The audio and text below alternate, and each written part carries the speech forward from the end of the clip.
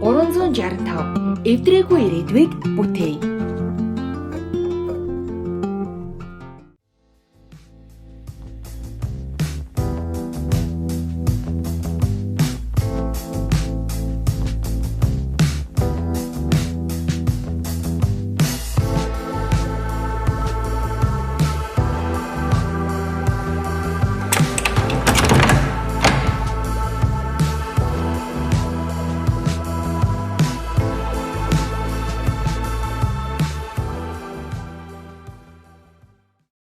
Сайн байцгаана уу? Та бүхэн час өдөр суугийг яг одоо сонсож байна. Тэг өнөөдөр бүгдээрээ 2020 онд мэдээлэл нь цацагдсан даруйда хүмүүсийн сэтгэлийг сэртгэл гэж байсан нэгэн хэргийн тухай ярих гад сонгож авсан байна. За Монголын үндэсний аврах бригадын уул уурхаан аврах ангийн алба хаагчид 2020 оны 9 сарын 24-нд 16 цаг 32 минутанд Налах дүүрэгт байрлах эзэнгүү орхигдсон уурхаад очиж 3 м куб шороог зайлуулан 80 градусын налуутай 71 м-ийн гүнтэй малталт хийсний үр дүнд 19 цаг 6 минутанд 71 метрийн буюу одоо 25 давхар байшинтай тэнцвүүц хэмжээний гүнээс 3 жилийн өмнө алга болсон 19 настай нэгэн залуугийн одоо цогцыг гаргаж аваад шүүхийн шинжилгээний үндэсний хүрээлэн нийслэлийн цагдаагийн газар за тухайн Налах дүүргийнх нь прокурорын байгууллагаас ирсэн ажлын хэсгийн бүрэлдэхүүнд нь бол хүлээлгэж өгсөн байдаг.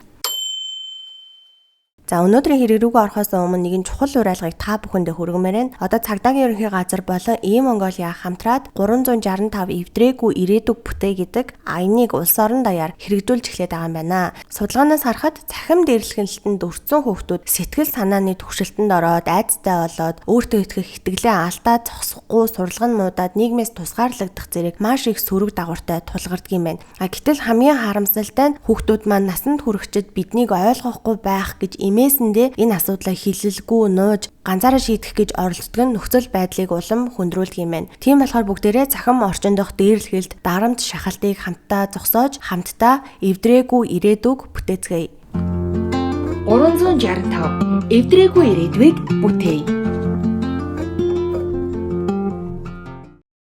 Тэгэхээр бүгдээрээ энэ хэргийн гол агуулга болон хэрэг яаж өрнсөн тухай мэдхийн тулд 2017 он руу буцах шаардлагатай болно. Одоогоос 9 жилийн өмнө буюу 2017 оны 5 сарын 4-ний тэр бүх зүйл эхэлсэн өдрийн орой 19 цагаас 20 цагийн орчимд Налах дүүргийн нэгэн одоо энгийн л нэг айлд Ис гэх 19 настай залуу дүү Огийнхоо хамт гэртээ байж байсан. Гэтэл дүүгийнх нь утас дуугараад ахынх нь найз Ц гэх хүн залгаад ахтай чи ярих гэсэн юм аа гэдгсэн байна. Тэгээд ах нь уцыг нь аваад хідүү үг солисноо хүнтэй уулзчаад ирья гэж хэлээд дүүгийнхээ уцыг одоо тэр чихтэй аваад гэрээсээ гараа явсан. За тэр үед бол түүнийг хизээж эргэж ирэхгүй гэж гэр бүлийнх нь хинэнч бодоогүй. Учир нь гэрээсээ гарч явсан тэр Ис гих залуу маш гэрсэг. За тэр тусмаа дөнгөж төрсөн хүүхэд рүүгээ үргэлж яардаг нэгэн байсан. Тэр гарахтаа хаашаа явах хинтээ уулзгаа ерөөсөө гэрийнхэндээ хэлээгүй бөгөөд тэгж гараад явснаасаа хойш авчих гарсан дүүгийнх нь утас руу залгахаар холбогдохгүй байсараагаад сургуу болчихсон. Эхний 2-3 хоногтоо гэр бүл нь найз нөхдийн хоороо явж байгаа биз хүрээд ирнэ байхаа гэд хараад байсан боловч ирээгүй учраас гэр бүл нь одоо өөрсдөө найз нөхдийн хооронд явж хайж эхэлсэн боловч бас л сураг нь гараагүй. Мөн тухайн үедээ лам одоо үзэж хардаг хүнд үзүүлж харуулахаар хүрээд ирнэ хөдөө гадаа явцсан юм шиг байна гэж хэлжсэн учраас ирчхийн болоо да гэд найдаад хараад байсан чинь огт сураг ажиг байхгүйсараагаад 20 орчим хонсон. Ингээд гэр бүл нь арга буюу цагдаагийн байгууллагад мэдэгдэж эрен сурвалжлуулсан боловч ямар нэгэн сураг байхгүй ингээд 3 жилийг ардаа өнгөрөөж 2020 онтой золгосон байдаг. Ис гэх залуу 2017 оны 5 дугаар сарын 4-нд гэрээсээ гарахдаа цэнхэр өнгийн жинсэн өмд пүүцэн гутал өмссөн байсан. Харин дээгүүрээ цагаан өнгийн цамцтай цамцныхаа гадуур боронгийн зузаан хүртэгтэй гарч явсан гэж гэр бүлийнх нь санаж байгаа. Мөн тэрээр гэрээсээ гарч явахдаа сэтгэл санааны хувьд бол хэвийн байсан. Ямар нэгэн одоо сэтгэл санаа нь таагүй байдалтай бол огт гарч яваагүй гэж гэр бүлийнх нь мэдгдсэн байдаг. За ингээд энэ үед нөгөө талд нь юу болж исэн бэ гэхээр хээ авахтай энэ гихчийн гэрчээр өгсөн мэдүүлгээс бүгдээрээ харах юм бол үсгээр нь ярихаар жахан төвөгтэй байгаа болохоор бүгдээрээ энэ гих эмэгтэйг Наги гэд яриавчи. Тухайн өдөр Наги гих эмэгтэй Налах дүүргийн 4-р хороонд байх өөрийн найз авахтай О гих эмэгтэйгийн гэрт очиход энэ авахтай Ог болохоор бүгдээрээ Огийг яриавчи. За ингээд Наги гих эмэгтэй Огийн гэрт очисон чинь Оги би нэг залуутай танилцсан. Хоёулаа гэрт нь очичоод ирье гэсэн байгаа байгаа юм. За ингээд тэр хоёр налаахын тайж гих газарт байдаг Ц гих залуугийн гэрт оцсон юм байна. Ц гих залууг болохоор бүгдээрээ Цэги гэд яриа авчээ. Цэгийн гэр нь налаахын тайж гих газарт гэр хороолд байдаг. Ингийн нэгэн модон хашаатай хашааныхаа хаалганы цаахан талд хашаан дотроо Монгол гэр барьчихсан. Хашааны хаалганыхаа зүүн гар талдаа нэг давхар жижиг тоосгон байшинтай, байшингийнхэн зүүн талдаа төмөр бүргэд хаалгатай нэг юм энгийн айл байсан. Байшинд орохоос өмнө хашааны гадна Цэги гих залуу гарч ирээд Наги Оги гих хоёр эмэгтэйг тосож аваад тэр хоёрын сууж ирсэн таксины мөнгө болох 1500 төгрөгийг нь төлөөд гэрлүүга дагуулж ороод Нагид өөрийгөө танилцуулсан.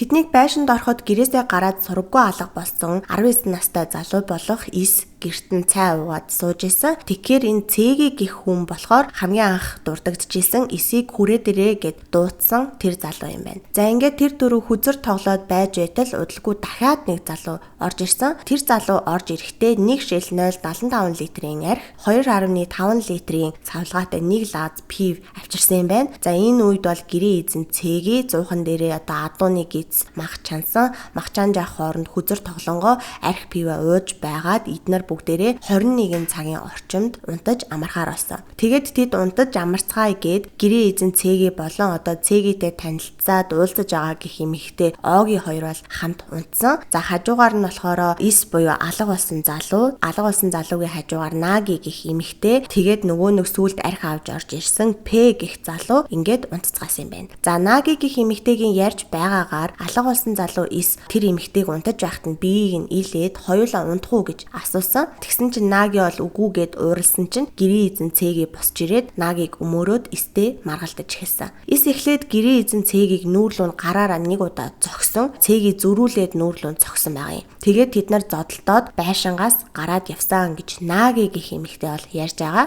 Харин тэд нар дээр сүулт арх авч нэмэгдэж ирсэн залууг болохоор П гэдэг дээнд хүнийг бүгдээрээ цаашдаа Пүжэ гэд яриа авчээ. За ингээд Пүжэ Цэги Ис хоёрыг салгах гэж оролдож байгаад тэр хоёрын араас нь гарсан юм байна. За ингээд дотор хоёр эмэгтэй үлдсэн. 10-аас 15 минутын дараа Оги буюу одоо Цэгитэй танилцсан уулзаж байгаа тэр эмэгтэй араас нь гараад болооч гэд гадаа орилоод эхэлсэн. Тэгээд байж агаад Оги орж ирээд дараагаар нь 5 минут орчмын дараа буюу анх тэднийг гарснаас хоошоо ойролцоогоор 30 орчим минут болсны дараа Цэги Пүжэ хоёр байшинд орж ирсэн. Тэр байшингийнхаа цонх нь бас хагархаа байсан учраас гадаах үйл явдал маш сайн сонсогдож байсан гэж Наги гэх эмэгтэй ярьж байгаа. За ингээд 30 орчим минутын хугацаанд тэр гурвын дуу бол чанга орлоод гараад байснаа сүүл рүүгээ намжиж эхэлсэн. Цэгийн хувьд бол орж ирэхдээ уруулных нь хажуу талд шалбарчихсан орж ирсэн. Тэгэнгүүтээ Исийг гэрлүүгээ явчихсан гэж хэлсэн бэлээ. Харин Пүжэ гэх залуу нь болохоор нэг их юм ярихгүй ингээд унтахаар хэвтцгээсэн юм байна. Тэгээд бас энэ хоёр орж ирэхдээ байшингийн хаалгыг айгүй чанга хаацсан байна л да. Тэгсэн чинь хаалган дотроос онгоохгүй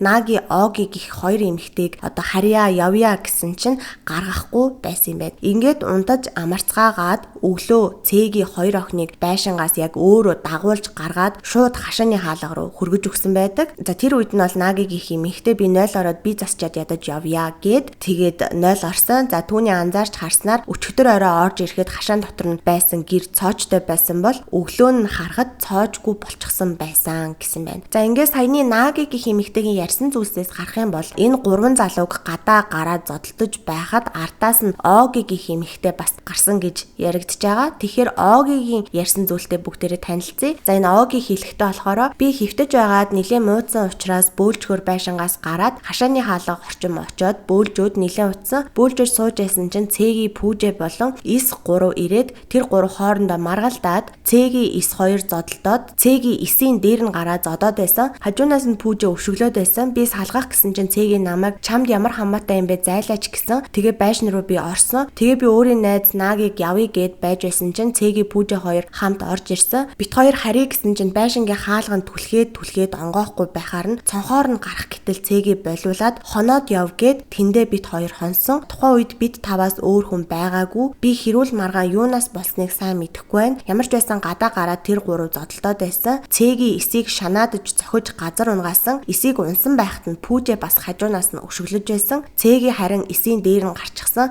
Нүүрлүүн цохиж байхад нь би салгах гэж оролцсон. Миний бодлоор тэд нар удаан зодтолцсон. Бараг 20 орчим минут зодтолцсон болов уу гэж бодож байна гэж энэ Оги гэдэг эмэгтэй хэлсэн байгаа юм. За тэгээ энэ шөнөөс хоошоо болохоор Оги гэх эмэгтэй энэ гэрийн эзэн Цээгитэй бол дахин хид хідэн удаа уулзсан. Гэхдээ Цээги гэх залуу болохоор Огиг хил амаар доромжлоод байсан болохоор нь болиё гэж бодоод залхахаар нь уцыг нь авахгүй байжгаад тэгээд харилцаанд тасарсан юм байна. За ингээд саяны гэрч нарын мэдүүлгээс харах юм бол Ис гих залууг Цээги Пүүжэ хоёр нийлээд хашаан дотор зодож байсан. Тэгээд Ис гэрлүүгээ харчихсан гэж ярьдаг боловч Ис хизээж гэртээ очоогүй байдаг. Исийн гэрийнхэн болохоор түүнийг ирэхгүй болохоор нь 2-3 хоногийн дараа найз Цээгигэнд нь очсон. Гэрт нь ямар ч хүн байгаагүй. Тэгээд гэрийнхэн нь тухайн үедээ манай хүү Ис Цээгигийн гэрт очоод эргэж гэртээ ирэхгүй хайц нь мэдэхгүй байна. Би Цээгийг хардж байна гэд гадуур одоо таньж мэддэг хүндээ ярьсан юм байна. Тэгсэн чи энэ яриаг нь Цээгийн нах зэгчин сонсоод Исийг алга болсноос хоошоогоо бараг 20 орчим хоногийн дараа Цээгийг дагуулад алга болсон залуу Исийн гэрт нь бол ирсэн. Тэр үед нь Исийн гэрийнхэн Цээгээс манай хүү чамтай уулзах гээд явснаасаа хойш одоо болтол ирэхгүй байна. Чи миний хүүхдийг яасан бэ? Хаашаа хинтээ гараад явсан бэ? Яасан исэн бэ гэд асуусан чинь Цээги гэрийнхэн рүү ихцэлж харж чадахгүй орж ирсэн цагаасаа хойш толгойн доошоо гудаасан байдалтай нэгч дээшээ хараагүй. За тэгээ нүдэнд нь бол илтэд нэг тийм гунигтай байдал ажиглагдчихсэн. Ер нь бол харах царайны нэг тийм гим хийцэн хүн шиг харагдаж байсан гэж Исийн гэр бүлийнхэн бол цагдаад мэдүүлэг өгсөн байдгийн байлээ. Тэгээд Цээги гэрийнхэнд нь хэлэхдээ Ис манай гэрт тэр орой 20 цагийн үед ганцаараа орж ирээд юм ярьж суужгаад маргааш аав ах хоёртойгоо хамт алтанд явна гэж ярьжсэн. Тэгээд орой 12 цагийн орчимд бол гэртээ харлаа гэд манахаас гараа явсан. Тэрнээс хоошоогоо уул заагүй гэж хэлчихэд тэгээд Ис гих залуугийн гэрээс нагац эгчтэйгээ хамт гараад явсан юм байна. Цээгийн энэ с ิจ бүхий байдал нь бол гэр бүлийнхэнд нэхийг нь с ิจ төрүүлж 2017 оны 5 сарын 29-ний өдөр налаах дүүргийн цагдаагийн хилтэст бол өргөдөл өгч шалгуулж улс орон даяар Исийг эрен сурвалжилж эхэлсэн гэсэн. Тэгээ хэргийн мэдээллийг уншиж байхад энэ хэсэг дээр бол би бас их гайхсан. Цээгийг тухайн үед цагдаа нар шалгаагүй юу? Эсвэл шалгаад нэг их с ิจ төрөхүйц зүйл анзаарагдаагүй юу гэдгийг нь бол сайн мэдэхгүй байна. Ингээд энэ хэрэг бол ямар ч ахиц дэвшилгүй 3 жил өнгөрсний дараагаар 2020 оны 5 дугаар сард Цээги бол өөрөө цагдаа дээр очоод хэрэгээ хүлээж мэдүүлэг өгсөн гэж тухайн үед мэдээллийн сайтууд дээр бол гарч байсан юм байна. Одоо та бүхэн Цээги болон Пүүжэ нарын мэдүүлгийг яг уншиж өгье. За Цээгийн мөрдөн байцаалтанд с ิจ өгсөн мэдүүлэгтээ ингэж дурдсан байна. 2020 оны 5 дугаар сарын 30-ны өдөр өгсөн мэдүүлэг.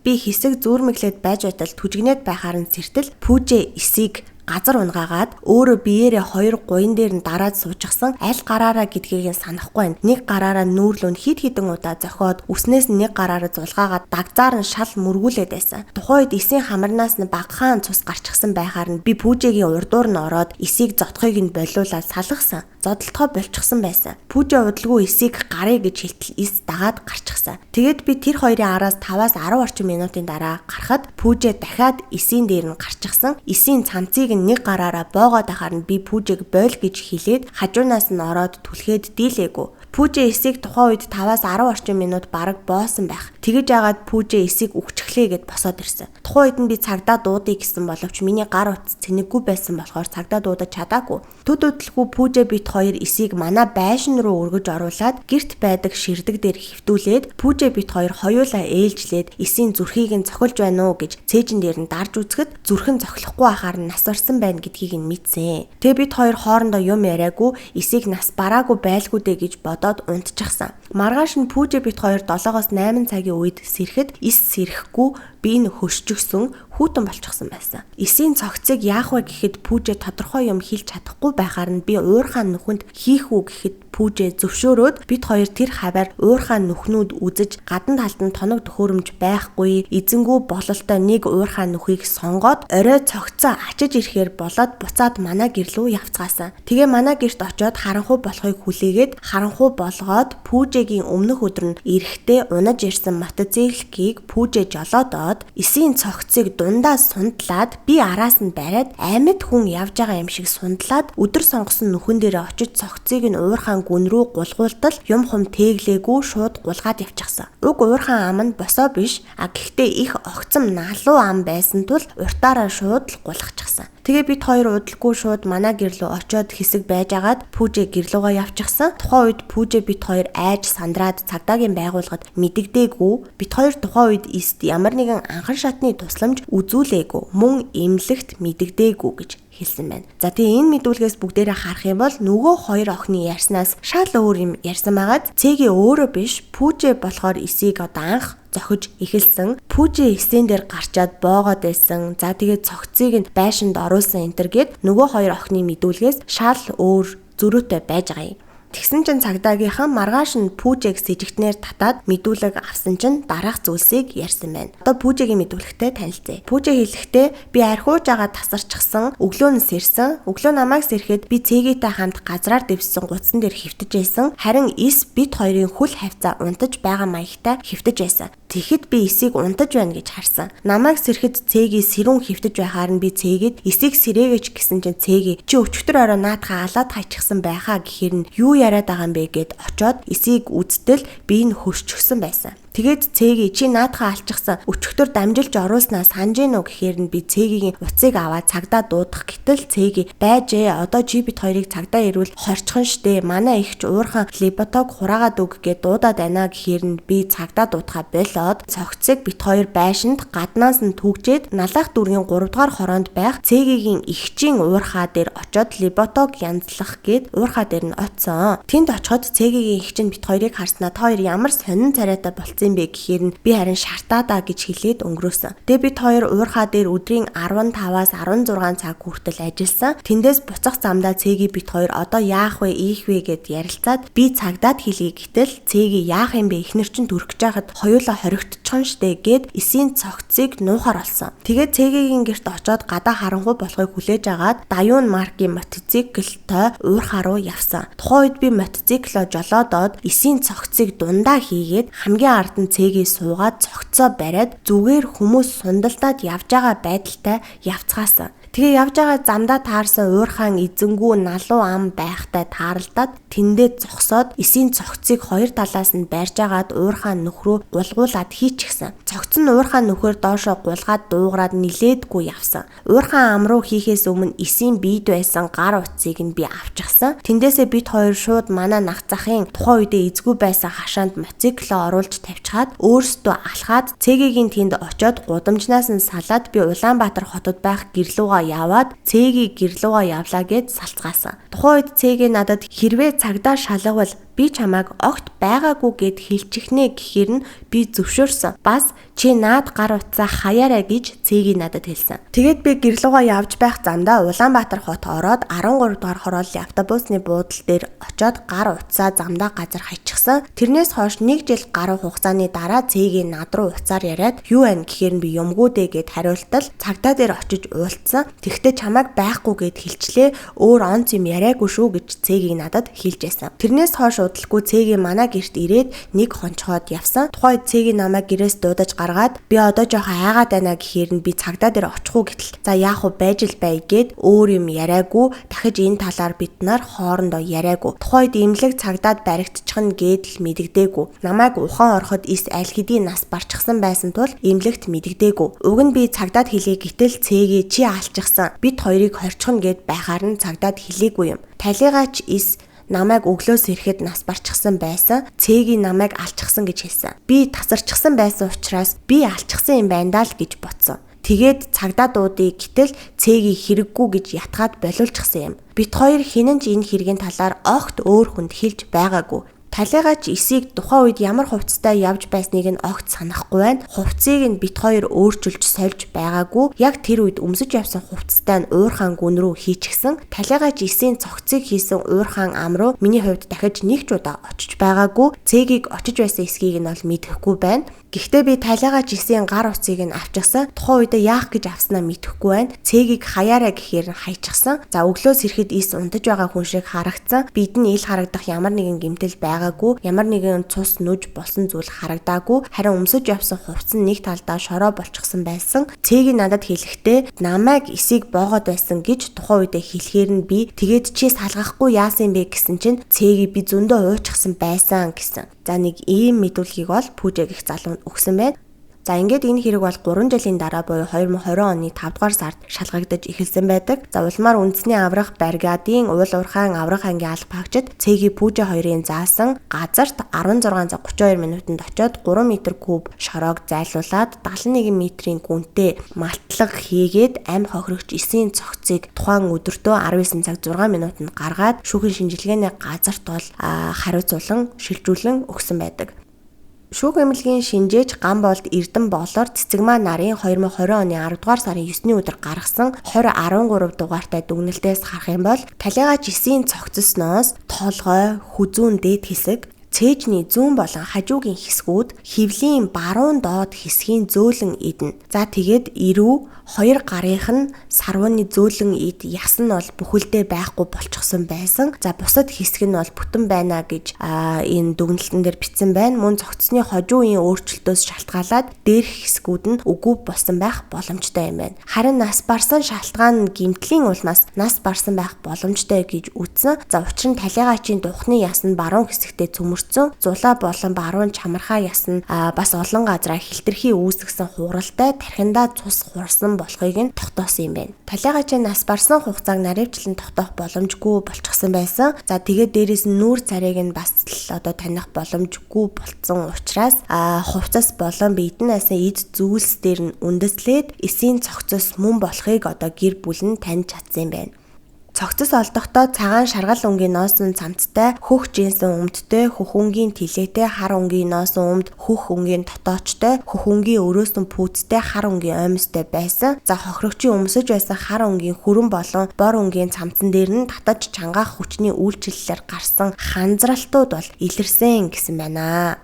За ингээд Пүүжэ Цэгийг их хоёр хүн яллагдагчаар албан ёсоор тогтоогдмогцоо мэдүүлэг өгсөн байгаа. За Пүүжэ болохоор намайг ямар хэргийн улмаас яллагдагчаар тогтоож байгааг би ойлгож мэдсэн. Яллагдагчаар татагдаж байгаагаа хүлээн зөвшөөрж байна. Би с ижигтнэр мэдүүлэг өгөхдөө хэргийн талаар тодорхой ярьчихсан. Нэмэх зүйл байхгүй гэж хэлсэн. Харин Цэгийн болохоор яллагдагч болмогцоо би талигач эст гар хүрээгүй. Пүүжэ намайг унтаж байгаас ирэхэд эсийн дээр нь гарцсан шал мөргүүлж байсан. Би сэрээ тэр хоёрыг салгаад тэр хоёр зодтолтгой болоод юм ярьж агаад би заслаагаа гараа авсан. Тэр хоёр гараад 10-аас 20 минут болсон байх. Би санахгүй байна. Би араас нь гараад 0 ороход тэд байхгүй байхаар нь хайгаад гэрийн хойно очиход Пүүжэ эсен дээр гарцсан хоолойг нь боосон байдалтай байхаар нь би Пүүжэ тэр хоёрыг салгах гэж үзсэн. За тухайн үед бол эс өөдөөс ямар ч эсэргүүцэл үзүүлэхгүй байсан. Би салгах гэсэн боловч Пүүжэг салгаж дийлэхгүй байсан. Тэгээ байшин руугаа ороод уцаа аваад гарч ирсэн чинь Пүүжэ миний өөдөөс ирээд эсийг өнгөрчлөө гэж хэлсэн. Тэгээд хоёулаа гэрлүүгээ өргөж оруулъя гэд бит хоёр Монгол гэрийн хойноос байшин руу өргөж оруулаад нүрийг нь харахад нүр нь цус гараагүй шороо болцсон байсан. Би талигаачид гар хүрээгүй учраас Пүүжэ амь насыг нь хохироосон гэсэн мэдүүлгийг бол Цэгийн өгсөн байдаг. За ингээд 2021 оны 7 сарын 5-ны өдөр Налаах дүүргийн эрүүгийн иргэн анхан шатны шүүхээс Цэгийн Пүүжэ хоёрыг хүнийг бүлэглэж алсан гэж үзээд 16 жилиг тус бүртэн хаалттай хорих байгууллагад идлүүлэхээр тогтоосон байдаг. Гэхдээ уудлгүй хоёр шүүгдэгчийн зүгээс аль альнаас нь давж заалтсан байдаг. За Пүүжэгийн хувьд бол би энэ хэрэгт гүтгүүлж байгаа гэсэн байр суурьтай байсан бол